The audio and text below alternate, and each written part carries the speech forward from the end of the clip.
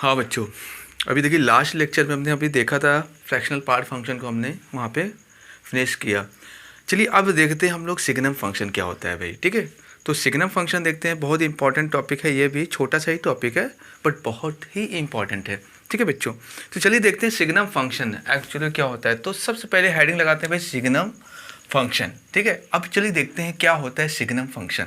सबसे पहले बच्चों इसको रिप्रेजेंट कैसे करते हैं, रिप्रेजेंटेड बाय, कैसे रिप्रेजेंट करते हैं, y इज इक्वल टू क्या लिखते हो, S G N of X. इसको बोलते हैं सिग्नम फंक्शन का डिनोशन है ये, है ना। y इज इक्वल टू कैसे डिनोट करते हैं आप लोग, S G N of X से डिनोट करते हैं। ठीक है, इसका मतलब क्या हुआ बच्चों, इसका मतलब ये होगा, अब इसको इससे तो डिनोट करते हो, है ना।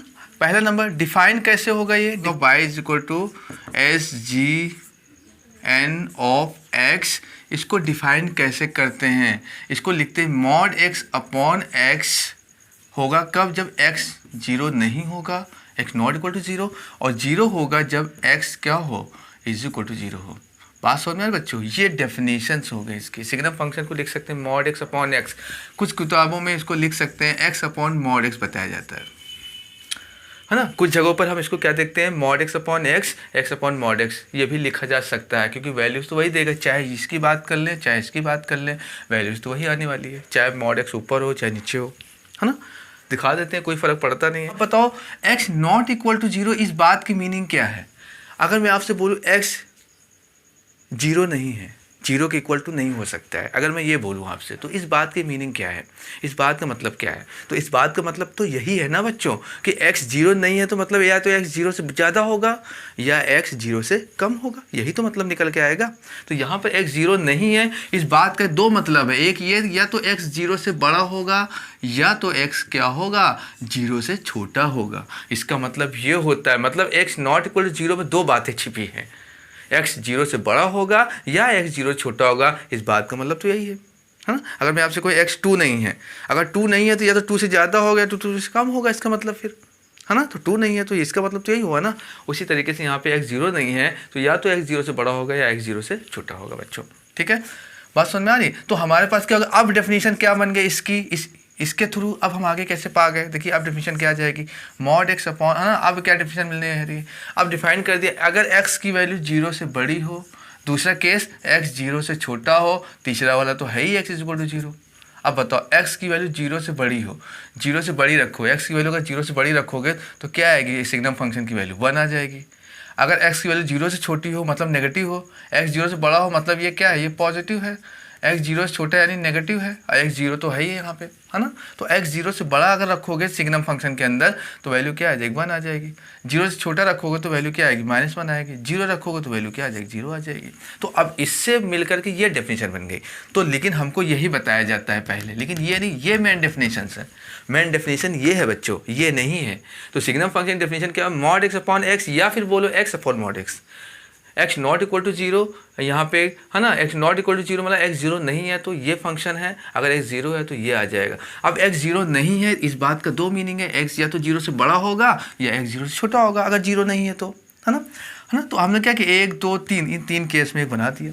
अब एक्स जीरो से बड़ा हो, एक्स जीरो से बड़ा रखोगे, इसके अंदर देखो एक्स जीरो से बड़ा रखो यानी 1 रख के देखो, 1 अपॉन 1, जीरो से बड़ा यानी पॉजिटिव, 1 रखो, मॉड 1 यानी 1, एक्स की वैल्यू भी नीचे 1 रखोगे, 1 अपॉन 1 यानी 1 आ गया। देखिए 1 दिखा हमने, बात समझ में आ रही। इस बात को चलिए हम यहाँ पे समझा देते हैं, आपको यहाँ पे समझा देते हैं इस बात को। अगर हमने x की जगह पे 1 रखा, x ग्रेटर देन जीरो रख रहे हैं ना, हम x ग्रेटर देन जीरो रख रहे हैं तो x की वैल्यू 1 रख के देख लो, 1 रखो, 1 अपॉन 1 कितना आ जाएगा, 1 मॉड 1 अपॉन 1 यानी कितना आ गया, 1 आ गया।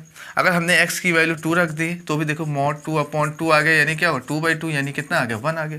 तो आप क्या देख रहे हैं आप, x की वैल्यू जीरो से बड़ी कोई भी वैल्यू रख दो, x की वैल्यू आप यहाँ पे क्या देख रहे हैं, यहाँ पे आप क्या देख रहे हैं, x की वैल्यू जीरो से बड़ी कोई भी वैल्यू ले लो, x की वैल्यू 1 ले लो, 2 ले लो, जीरो से बड़ा लो, लेकिन 2 ले लो, 3 ले लो, 4 ले लो, 5 ले लो एंड सो ऑन, कुछ भी ले लो, तो हमेशा क्या देगा सिग्नम, उसका सिग्नम यानी मॉड एक्स अपॉन एक्स की वैल्यू क्या देने वाला है, देखो 1 ही दे रहा है। अगर हमने x की वैल्यू मान लीजिए हमने 9 रख दी तो भी क्या आएगा, मॉड 9 अपॉन 9 कितना आ जाएगा, 9/9 यानी कि 1। देखिए फिर भी 1 आ रहा है, यानी कि वही बता रहे हो, x की वैल्यू जीरो से बड़ा रखोगे तो हमेशा क्या आएगा, 1 आएगा।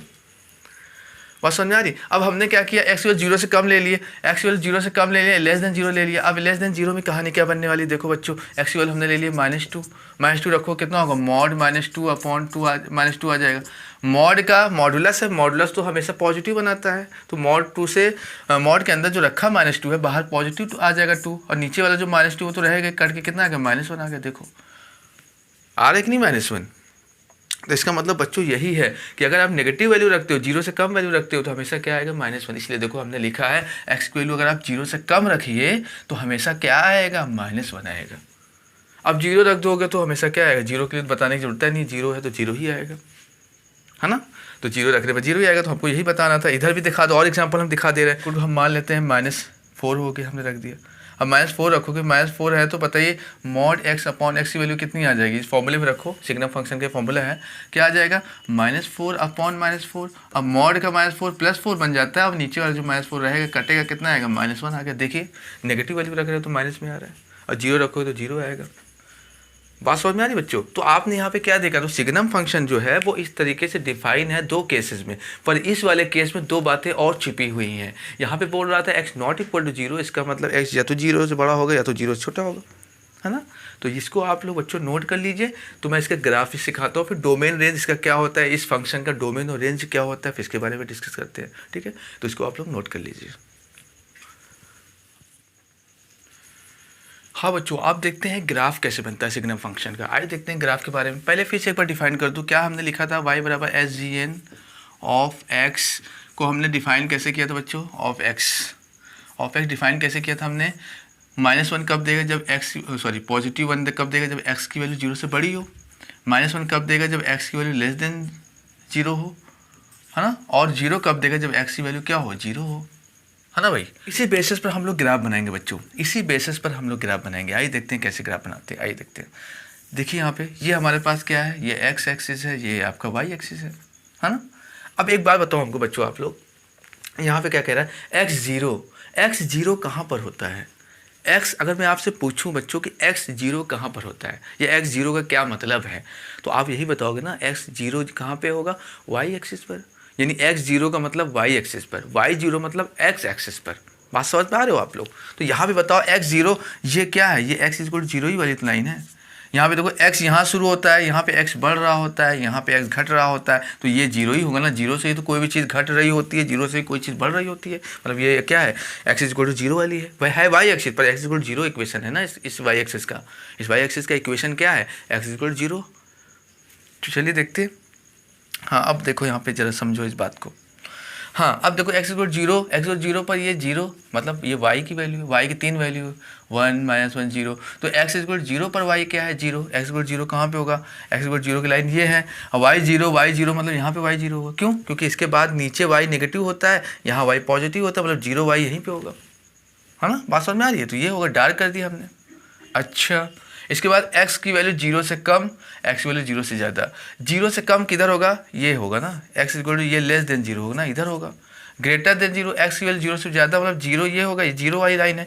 इसके लेफ्ट वाली x से नेगेटिव होती है, इस एक्सिस के राइट वाला x के पॉजिटिव होगा, मतलब 0 से बड़ा होगा, यानी इधर होगा। इधर क्या होगा, x ग्रेटर देन 0 होगा। ये लेस देन 0 की कहानी है, इधर ग्रेटर देन 0 की कहानी है ना। इसका मतलब ग्राफ में क्या दिखना है, अब जब x की वैल्यू नेगेटिव है तो क्या दे रहा है, -1। x की वैल्यू नेगेटिव मतलब इधर होगा, क्या दे रहा है, -1 यहाँ पे कहीं होगा, क्योंकि y यहाँ पे 0 हो चुका है, ये 0 है तो ये -1 होगा, इधर कहीं हो क्या होगा, +1 होगा कि नहीं होगा। तो अब बताओ, अब यहाँ बोल रहा है x की वैल्यू नेगेटिव, x की वैल्यू नेगेटिव कहाँ, ये नेगेटिव है, तो उस केस में y क्या मिल रहा है आपको, y -1 मिल रहा है। x नेगेटिव पर y -1 मिल रहा है, तो x नेगेटिव इधर है तो y -1 मिल रहा है, मतलब ये -1 है। तो आप क्या करेंगे, इधर बना देंगे, ये आपने ड्रॉ कर दिया, ये बन गया। मेरी बात समझ में आ रही है। x नेगेटिव पर x की वैल्यू 0 से कम हो, 0 से कम इधर, तो क्या मिल रहा है, -1। तो -1 से यानी y क्या है, -1, यानी y क्या है, -1 कब, x x लेस देन 0 पर, x लेस देन 0 पर y क्या है, -1 मतलब ये y = -1 की इक्वेशन, y = -1 लाइन का इक्वेशन दिया है, y = -1 आपको दिया है, तो इसका क्या बना लोगे आप, एक ग्राफ बना लोगे। कैसे, y एक्सिस के -1 से काट के जाएगी लाइन। अच्छा मैंने इसको इधर क्यों नहीं बनाया, अब इस साइड क्यों नहीं बनाया, क्योंकि हमको कंडीशन लगाया था 0 से कम पे -1 लेना है, 0 से कम इधर होगा, -1 इसलिए इधर खींचा, इधर नहीं खींच दिया हमने। क्योंकि इधर खींचने वाला 0 से ज़्यादा वाली कंडीशन इसी में आ जाएगी, जबकि हमको ऐसा नहीं करना है। यहाँ पे बोल रहा है 0 से कम, तो 0 से कम पे ही y क्या दे रहा है, -1 दे रहा है, तो -1 से एक लाइन ड्रॉ कर दिया। ये हमने ओपन सर्कल बनाया, ये क्यों बनाया है, यहाँ देखो गोला देखिए होलो बनाया है, डार्क सर्कल यहाँ पे डार्क बनाया है, यहाँ पे होलो बना दिया। यहाँ डार्क क्यों बनाया हमने, क्योंकि x 0 रखने y क्या 0 आ रहा है ना। अब ये क्या है, ये क्या x = 0 है। देखिए यहाँ मैं पहले लिख चुका हूँ, ये जो लाइन है y एक्सिस पर x = 0 है, x = 0 है ना ये। और हमको किसके लिए बताना है, x की वैल्यू मतलब x की वैल्यू 0 से ज़्यादा लेनी है, 0 से कम लेनी है, मतलब 0 नहीं लेनी है। 0 नहीं लेनी मतलब x ये नहीं लेना है, x की वैल्यू 0 नहीं लेना है। इसका मतलब देखिए <0 है, यहाँ पे <0 है, <0 0 मतलब 0 से ज़्यादा या 0 से कम लो, 0 ना लो, 0 ना लो। तो 0 ना लो मतलब 0 को लेना ही नहीं है, तो यहाँ पे भी ओपन रहेगा। अच्छा ये वाले कंडीशन देखो, <0 मतलब इधर होगा, देखो ग्रेटर मतलब इस एक्सिस के y एक्सिस के इधर होगा <0 है ना। अब इस <0 इधर होगा तो इसका मतलब क्या होगा, इस पर y कितना दे रहा है, 1 दे रहा है, y = कितना आ रहा है 1, कब x <0 पे। बात समझ में आ रही है, x की वैल्यू 0 से ज़्यादा हुई तो y 1 आ रहा है, y 1 यहाँ पे है, यहाँ से इस साइड में हमने डायरेक्शन ये खींच दिया। ये क्या है, ये y = 1 की इक्वेशन है, ये क्या है y = -1 का हो गया, और ये 0 है यहाँ पे, तो ये बन गया ग्राफ। ऐसे ग्राफ बनता है, 1 से इधर -1 से इधर, बीच में 0, ये ग्राफ बन गया सिग्नम फंक्शन का।